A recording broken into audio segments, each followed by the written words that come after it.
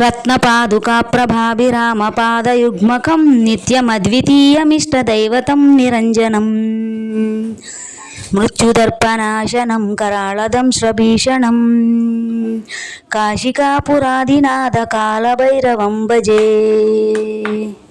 ఇది శ్రీ కాలభైరవాష్టకంలోని శ్లోకం నంబర్ 6. ఈరోజు కార్తీక మాసంలో 7వ రోజుకి వచ్చేసాం మనం. అండ్ ఈరోజు పూజ అయితే ఇలా సింపుల్గా చేసేసాను. సో నేను దీపం పెట్టే టైం కరెక్ట్గా 5:15 నుంచి 5:30 లోపుగా దీపం అయితే పెట్టేస్తున్నాను. ఒకరోజు తులసి కోట దగ్గర ముందు, ఒకరోజు ఇంట్లో ముందు అలా దీపం పెడుతున్నాను అనమాట, ఎలా వీలుగా ఉంటే అలాగూ. ఈ మాసంలో నదుల దగ్గర, కాలువల దగ్గర మనం పూజ చేసి ఒత్తులు వదులుతాం కదా, పువ్వు ఒత్తులు.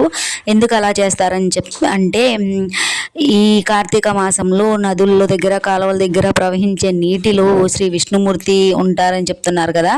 అందుకని మనం కాలువలో స్నానం చేసి అక్కడ పూజ చేసి కాలువ గట్టు మీద ఒత్తులు అనేవి వదిలితే ఖచ్చితంగా అది విష్ణుమూర్తికి వెళ్తుంది ఆ పూజ అని చెప్పేసి.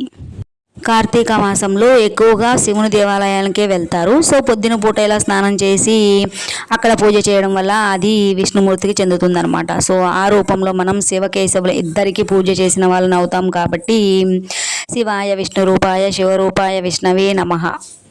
అండ్ ఇప్పుడైతే ట్రెండింగ్ టాపిక్ వచ్చేసి ముంతా తుఫాన్ కదా. సో వర్షాలు అయితే బాగా పడుతున్నాయి, గాలులు కూడా బాగానే వీస్తున్నాయి. అందరూ బాగుండాలి, అందులో మేము కూడా ఉండాలి. బాయ్.